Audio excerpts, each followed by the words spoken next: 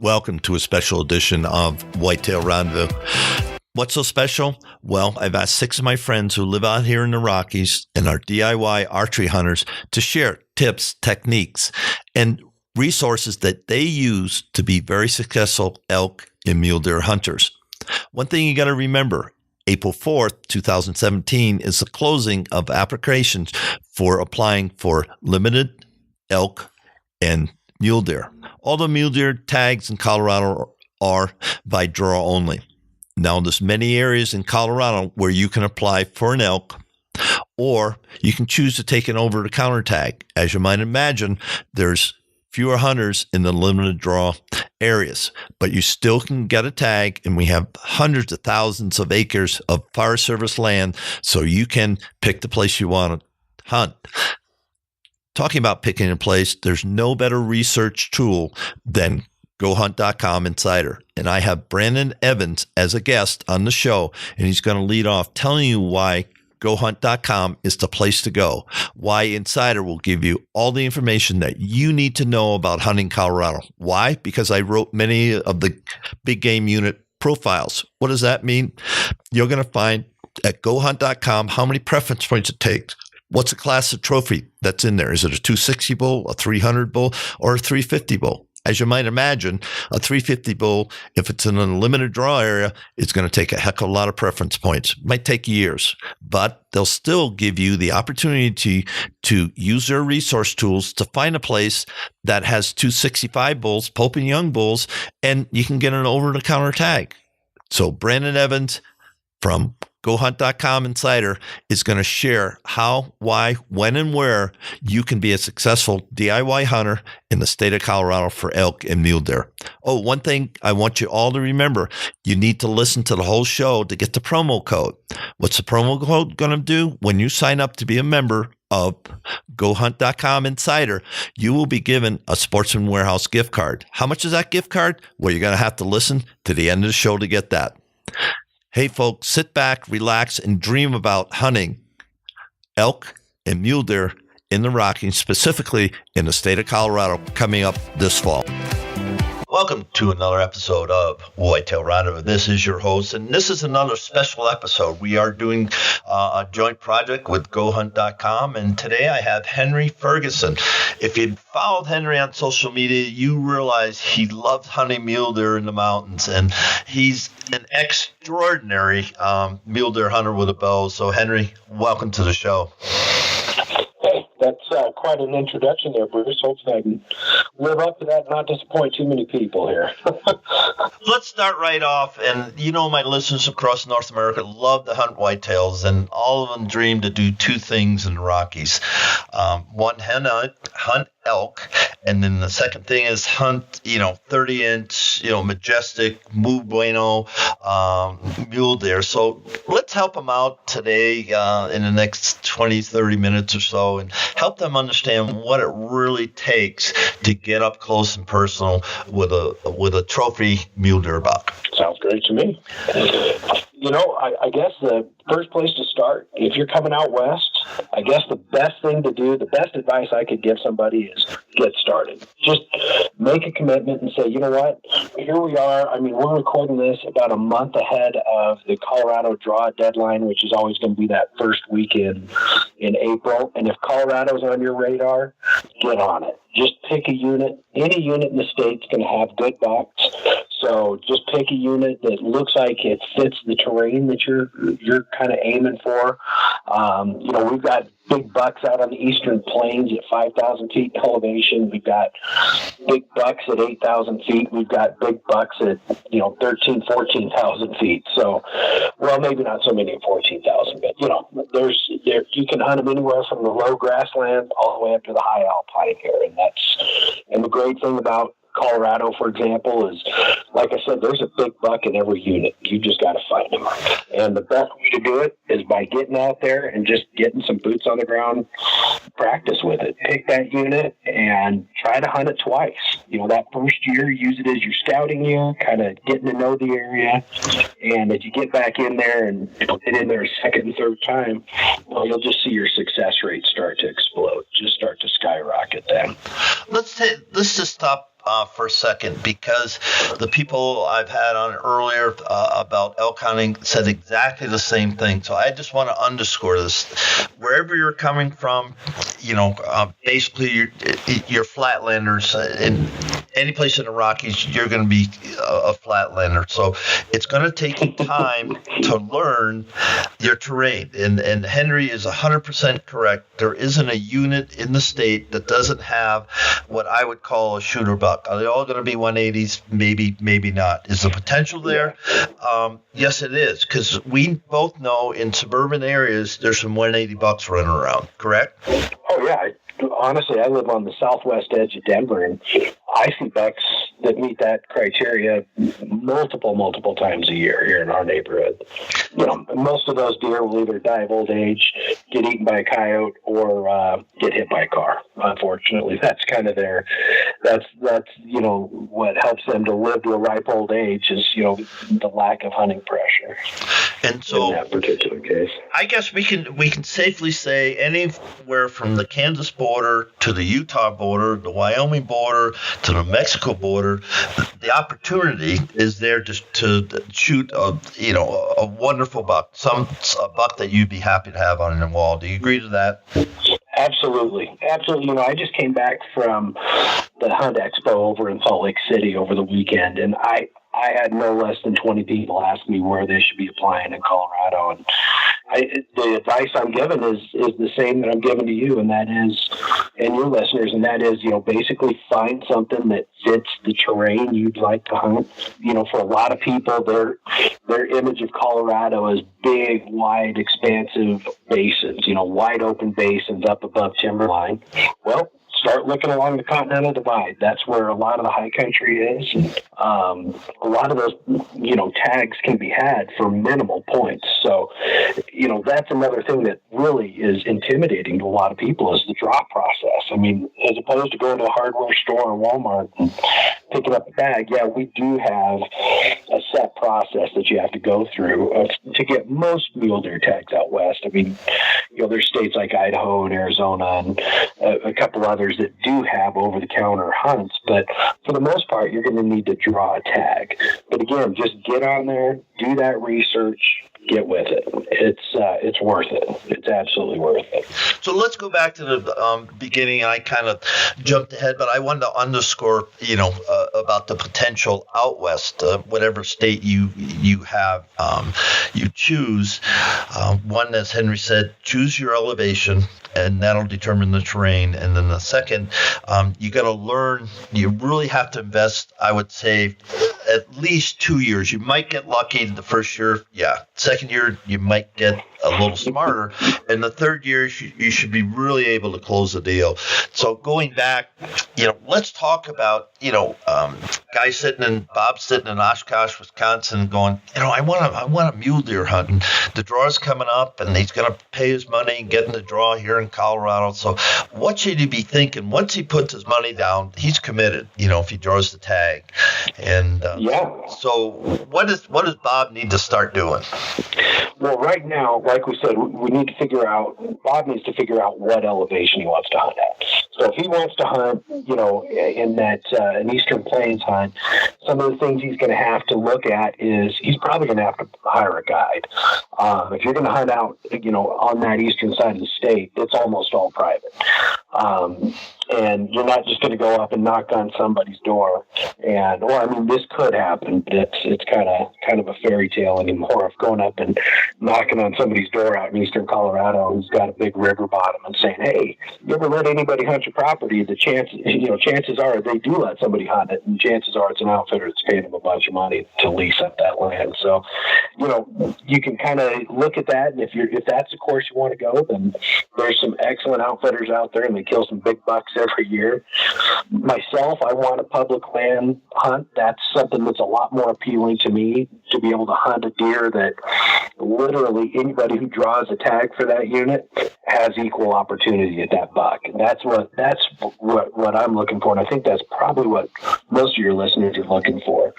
You can find these bucks at any elevation. I mean, if you want to hunt them in the pine trees and aspen trees, look at some of those kind of mid-mountain areas, where 8 to 10,000 feet.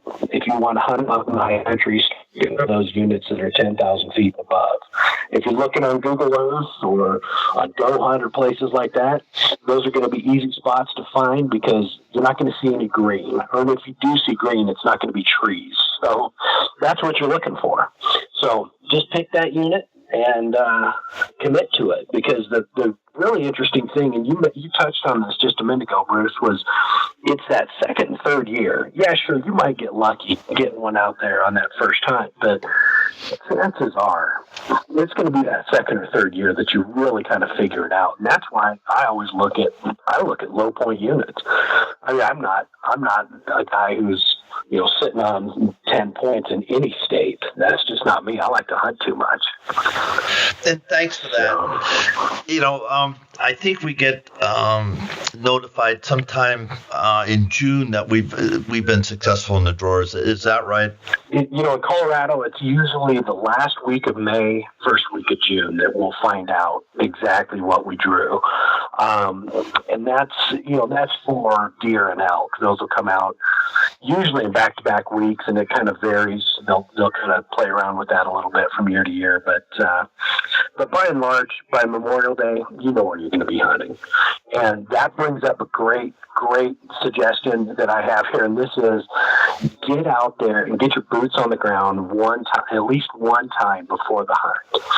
Google Earth's awesome. You can get kind of that bird's eye view of it, but you really kind of struggle to pick out those saddles and those little transition areas and that, kind of the travel patterns. And if you can bring your family out, we're kind of talking about Colorado right now, Bruce. So if you bring your family out, say mid to late July, and bring them out here for a nice fishing trip / camping trip, man, everybody's going to have a great time. If you don't have fun in Colorado, that's a you problem, not a Colorado problem. It's beautiful here. Yeah, I mean, it's a beautiful place. This is, hey, we all saw those Coors commercials as kids, and man, Pete Coors made this look like the most beautiful place on earth. And I'll tell you, I've lived here for 20 plus years, and he's not wrong. No. So bring the family out here, get out early in the mornings, get a couple of hikes in here and there. And that's going to give you a leg up on the competition when it comes to having scouted. So you can see kind of where those animals are. And that, depending on what season you hunt, they may not be in that exact spot, but it'll at least give you an idea of what to expect. Henry, let's talk about,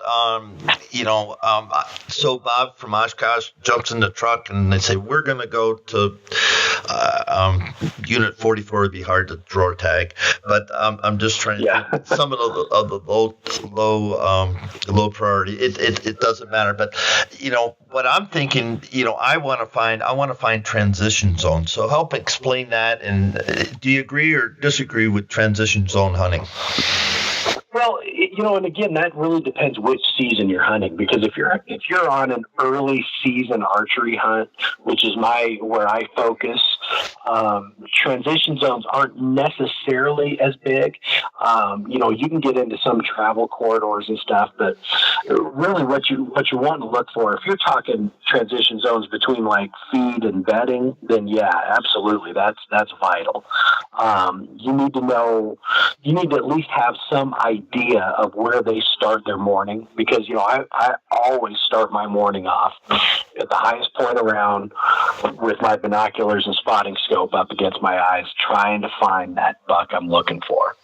And I do have a bit of a home court advantage in that I live here, so I've usually before the season I'll have my hit list, and it's I'll have my top 10 bucks, and I babysit these bad boys. I mean, I watch them as often as I possibly can, and just make sure that I'm prepared for when that opportunity does arise.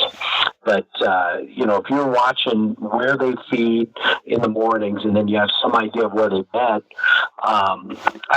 there's a couple of guys who are real successful in just positioning themselves in between those two spots and waiting for them to kind of pass by and get that shot as they're moving between the bedding, feeding and bedding areas. Myself, I tend to let them bed down for the day, make sure they're bedded down, and start the stock at that point. And for the show, and Henry, we're talking DIY archery hunters. Now, gun hunting is a completely different game as far as I'm concerned, just because of the hunting pressure. But we're talking DIY. So let's talk. I personally know where there's a few bucks and they're above 10,000 feet, but they're hard to hunt for a lot of different reasons. But let's just start at tree line. What's that run? 10, 5, 11, and let's work down all the way to the plains and just give snippets of how you would hunt each one of them. Just give a couple of minutes because we're running out of time on the show. But just start at tree line and let's get all the way down to the river bottoms on the Arkansas or out in eastern Colorado. Okay, so starting at tree line is most people's image of Colorado. It's just beautiful up there, and it's breathtaking. And the great thing about tree line is it really plays into one of my strengths as a hunter, and that's glassing. I'm patient behind the glass, just like a whitetail hunter is patient in the stand.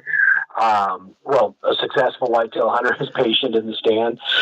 The same can be said for a mule deer hunter that's going to be consistently successful. They are going to be spending a lot of time behind the glass, making sure, watching these deer.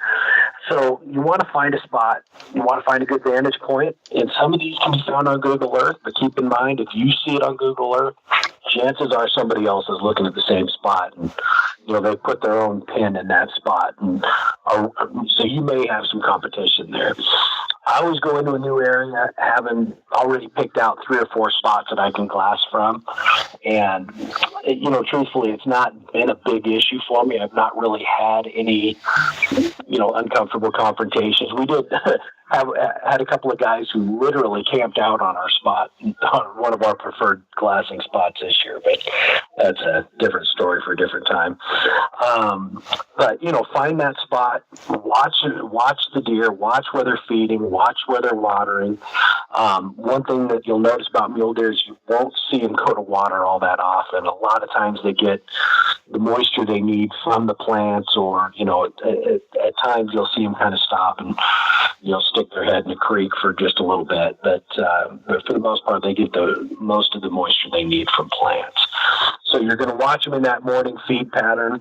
Wait for them to bed down. Wait for those thermals to shift, because, man, if you don't, you're just going for a nice hike. You're taking your bow for a nice hike through the woods. And my bow's gone on lots of hikes, lots of nature hikes. It's seen a lot of very pretty places. And we've come to the understanding that it really prefers to shoot at animals. So, by learning a few things and being a little bit patient, once you found it, waiting for mid-morning for those thermals to shift. So those, as everybody knows, heat rises, and that's basically what you're waiting for. You're waiting for that heat to rise and start bringing that warmer air up the hill, and so the wind starts blowing uphill, and that's what you want to wait for. You want to wait for that.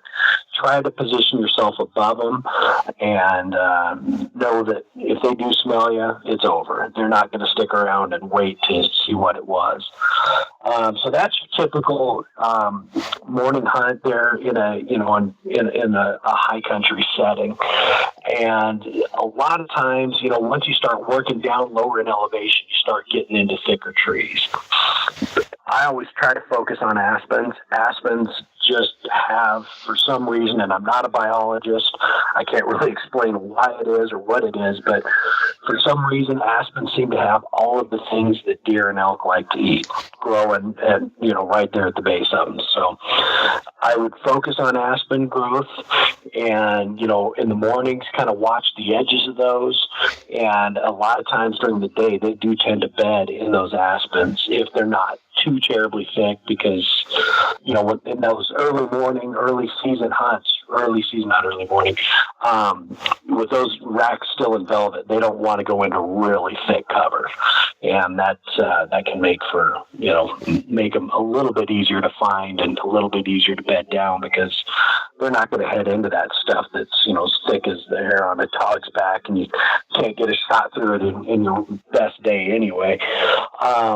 So watch, in kind of that mid-mountain settings, those 8 to 10,000 foot settings, we're watching for that. We're watching for any opening, whether it's a logging cut or a burn or anything like that. Finding that open terrain, again, just really leads into my skill set, which I mentioned is glassing. You just need to have that open terrain. And then out on the Eastern Plains, man, I'm not a great guy to talk to you about that, because the only time I really spend out there is hunting antelope. And so I've gotten to watch a few deer here and there out there, but that's going to be primarily still a spot and stock game, but you're going to want to watch washes, which are just like dry creek beds, draws and canyons. Those are the kind of things. You're just looking, like anywhere else, you're looking for terrain. You're looking for things that can provide shade for those deer so they can bed up midday. And that's kind of hunting in a nutshell there for mule deer out here. So below the aspen, we got ponderosa pine, and then we drop down into the oak brush and sage. Do you hunt any of those areas? Oh, heck yeah. I love hunting oak brush. That's a lot of fun. And, oak brush in Colorado can be found at a lot of different elevations. It's kind of interesting like that. And then you go over to Utah, and you'll see oak brush up way high on the mountain, and but that gives the deer a great spot to bed because it's thick. It can be, it varies a lot. And patchy oak brush is one of my favorite things in the world to hunt, simply because if there's a little patchy oak brush out there, they will go out of their way to bed in those patches. And when you get into them, you're going to find there's always a little network of trails going through these patches of oak brush, no matter how big. If it's a small patch or a big one, there's always trails going through there. Now, getting through there quietly requires a ton of patience and a little bit of planning. But I've killed some good deer out of oak brush, and that's one of the things that I really enjoy hunting. And they feel. I find that deer in oak brush or thick aspens, places that are real thick, they get this false sense of security. And I've had some just insanely close range encounters with big deer that literally they'll just bed up, and they may hear you a little bit, but they're used to hearing stuff move through the oak brush. Everything that moves through the oak brush makes noise.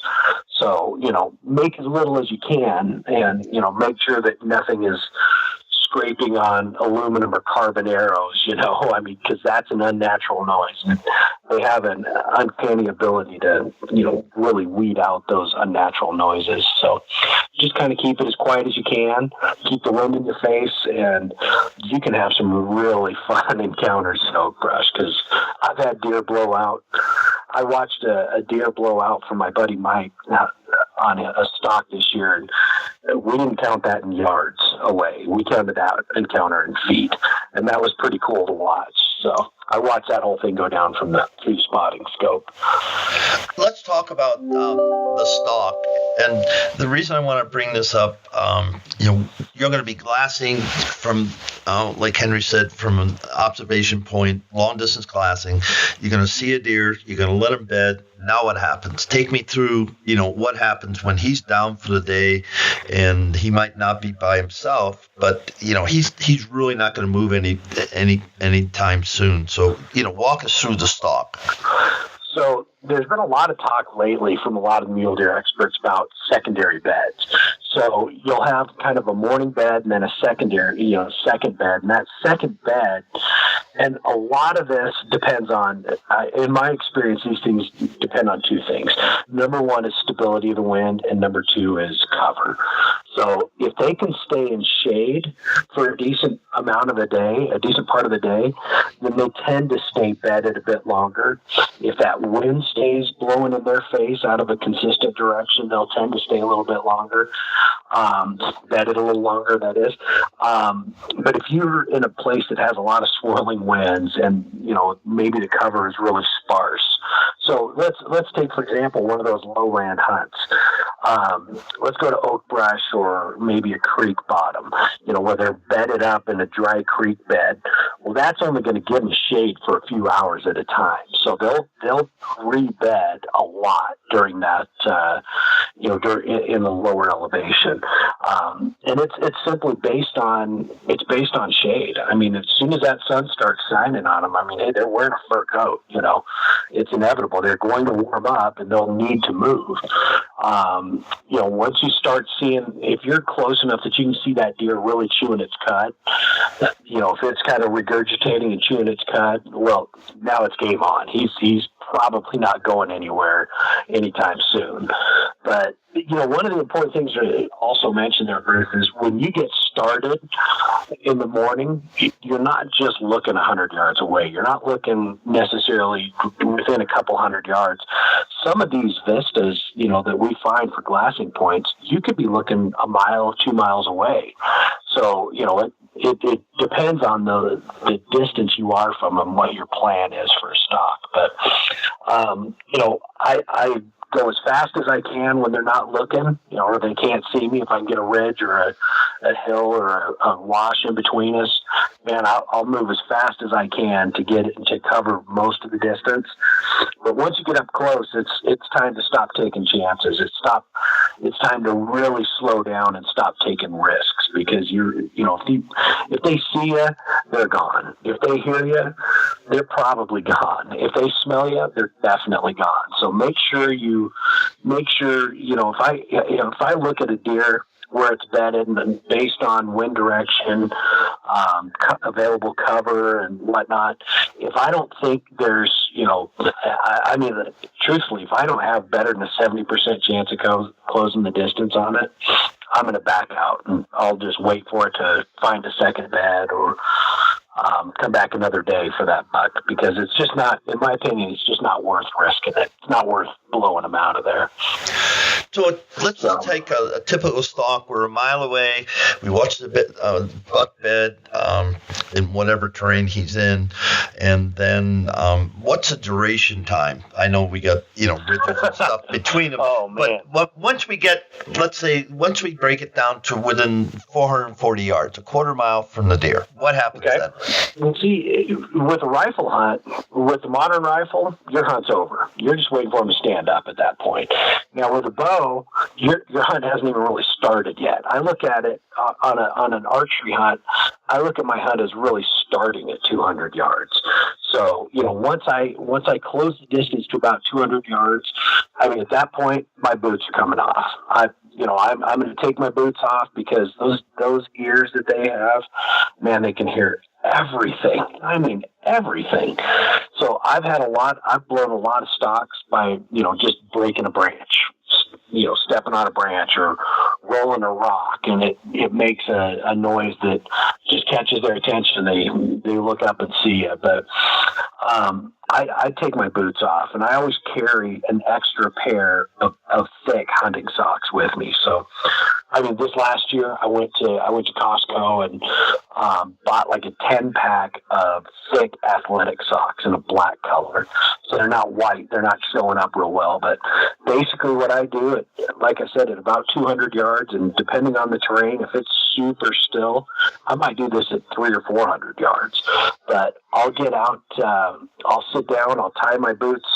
I tie my two boots together and I hang them from the most visible place I possibly can, which is a lesson that you only learn the hard way. When you're going back looking for your boots that you hung in a really totally easily visible spot, but you still can't find them. And I've walked around for miles looking for boots, and that's not all that much fun. So what I try to do now, I try to leave, if I've got a GPS with me, and I always do, I'll just mark a waypoint for my boots. So I know I can get back there and find my stinking boots. But take those boots off. I've already got a pair of thick, synthetic or wool hunting socks on. And then I'll slide this extra pair of socks over it And then one important step that a lot of people miss, I will take my pant leg and I will tuck it into that top layer of socks, that top pair of socks. And the reason you want to do that, the reason that's important is because when you're down, now you've taken the height of your boot out, so your pant leg is virtually scraping the ground. And it's going to scrape and make more noise than you can even imagine. So just tuck it in there, tuck it in your pant or in your socks, so it's going to make a lot less noise on the stock. So once you get started on that stock, that final 200 yards, now it's time to really slow down. And so having socks on has two benefits. Number one, you can feel, if you're stepping on a stick, you can feel it. And you can lift that foot back up and go, put it down somewhere else. Because if you step on that stick and it breaks, the sock is going to muffle some of that sound. The double layer sock will muffle some of the sound, but not all of it. So it has two benefits. Like I said, it's going to muffle the sound a little bit, and also it's going to force you to slow down. Because trust me, walking around in any of these terrains, whether it's high country, low elevation, lower elevations, 8,000 feet and lower here in Colorado, you're going to have cactuses. Not a ton in all spots, but out east, man, there's a lot. So the socks aren't really a terrific idea there, but yeah, just slow it down, making sure that buck can't see you, making sure he can't hear you, making sure he can't smell you. Those are just the vital things. So, and one of the things that I'm constantly doing is ranging. So as I'm getting close, if I'm within a couple hundred yards, I'll know where that deer is. So I'll start ranging. Okay, I'm at about 200 yards right now. A little while later in the stock, I'll range again. Okay, I'm at about 130. And each of these times is kind of a call to action to adjust my technique. The closer I'm getting, the slower I need to be going, and the more cautious I need to be, because everything's just amplified. So, and then once you get in close, man, this is where a lot of hunters fall short. When they get in close, they want it to happen. They're ready to shoot. And that's just not the way it always works. I've sat on deer for an hour. I've sat on them for 10 minutes. I've sat on them for multiple hours waiting for them to stand up. And there's not many things more frustrating than doing everything right, closing the distance, getting right there. You're 40 yards away. You're set up waiting for them to go. And they just get up and feet away from you. Never offer a shot. And, sometimes you've been waiting for hours for that opportunity to materialize. And you just have to chalk it up to a learning experience and head back up to your vantage point and look for the next one. So that's kind of my basic stock. When do you knock your arrow? When I'm within my effective range, and for myself personally, once I get to 100 yards, I want to start getting things ready. So if he jumps up and things are, or if he just stands up naturally and starts to feed, man, if I'm at 80 yards and it's totally calm and he's just sitting there feeding relaxed, I'm going to take that shot. That's, I want to be prepared to get that shot opportunity. And also, all these things require movement. They make noise. So I want to be, once I'm within my effective range, I've got an arrow knocked. I'm ready to kill that deer when it stands up. Thanks for that. And we're at the time in the show that you get an opportunity to let people know how to reach out to you on social media, and then get some shout outs. And it's amazing, but the time just flies by. I'm sitting here listening, scribbling notes, and going, geez. And you had me right there. I've fortunately been done it a couple of times. You've done it hundreds of times, but you flash back into some situations, and you're stalking that buck, and folks, it's a thrill. So having said that, Henry, could you share how to get a hold of you on social media, and then give some shout outs, and we got to wrap the show? You bet. So first of all, I mean, I'm, like most people, about maxed out on my Facebook friends, but I'm on there as Henry Ferguson, and on pretty much anything I put on Facebook is also on Instagram. And the beauty of Instagram is you can have as many friends and followers as you want. And I'm on there as Big Chief Wackabuck. It's my Native American name, since I am, like the rest of the country, 1/16 Cherokee, and so that's probably the best way to reach out to me. If you have any questions on there, please don't hesitate to message me. I'm always happy to help anybody out with that. My friend Tim Lang and I are going to be starting a YouTube channel here pretty quick called Not Fit to Hunt, and it's going to be pretty entertaining. What we're trying to do is create a more understanding environment for hunters, because a lot of people have this mistaken image that coming out west to hunt, you've got to be, you've got to look like you're chiseled out of granite, and be spending about 80 hours a week in the gym. And well, let me just say that does not describe me at all. And the fact is, a good hunter is going to be able to overcome a lot of things. Now, I will say this: the altitude out here is no joke. You want to make sure you're prepared for that, and get your cardiovascular system in as good a shape as you possibly can, and you're going to have a lot of fun out here. But I've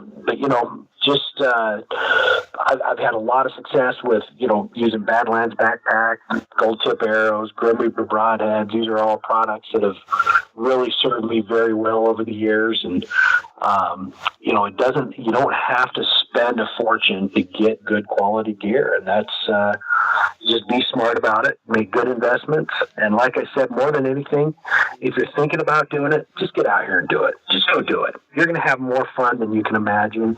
Bruce, you just mentioned the adrenaline rush of stalking a deer. Holy cow. I sat on a buck this year for an hour and a half waiting for him to stand up at a range where I literally could have spit on him. My heart, for an hour and a half that I waited on that buck, it just never stopped. I mean, it was just racing. And it's such a thrill. And until you've experienced it, I just can't. It's not something you can describe. Get out here, do it. Just get out here and have some fun. Shoot a small deer that first year. Just get the experience. And I'm telling you, it's a lot of fun. And once you do it once, chances are it's going to become an annual event, and you're going to have to explain that to your wife that you need to carve out a few extra bucks every year to make your pilgrimage west, because it's a lot of fun. Henry Ferguson, thank you so much for sharing with my listeners across North America about the ins and outs of mule deer hunting, DIY, public land, with a bow. And I just, I've got a whole page of notes, and I'm going, oh man. And hopefully I do draw a tag, because I got a couple of honey holes that we're going to. Oh, we've been talking about that. I'd love to get up there. And it's going to be 3 miles. We're glassing from 3 miles, because I'm not going to climb to where they are. And we'll get our phone scopes, and we're going to have some fun for sure. That's one of the great things about glassing, is it helps take the huge vastness of the terrain out here and carve it down into manageable slices. And that's really what you're trying to do, because not every bit of terrain holds animals. You just need to carve them out and find the pockets, and then go have some fun. Yeah. So, Henry, again, it's just been a joy having you share with people. And folks, there's a lot of guys out there who know how to hunt mule deer. And Henry, he's my secret weapon. I can tell you that. So, Henry, again, thank you so much, sir. Hey, thanks again, Bruce. Take care. As promised, here's the good stuff. When you sign up for your membership at GoHunt.com Insider, you're going to get a promo code, WR2017. Again, that promo code is WR2017. What's that going to do? Well, that's going to enable you, when you pay for your membership, to get a $50, yes, $50 Sportsman Warehouse gift card. So here's the deal. You go to www.GoHunt.com gohunt.com/insider and fill out all the information. When asked for promo code, put in WR 2017. And when you get verification of your membership in the mail, you will get from gohunt.com a $50 Sportsman Warehouse gift card. Couldn't be any simpler. And I want to thank each and every one of you for listening to Whitetail Rendezvous DIY in the Rockies Special Edition. Thanks for joining us. Be sure to tune in tomorrow for another episode of Whitetail Rendezvous, where you can listen and learn from the experts so you can be more successful on your next hunt. Until next time, listen, learn, and succeed.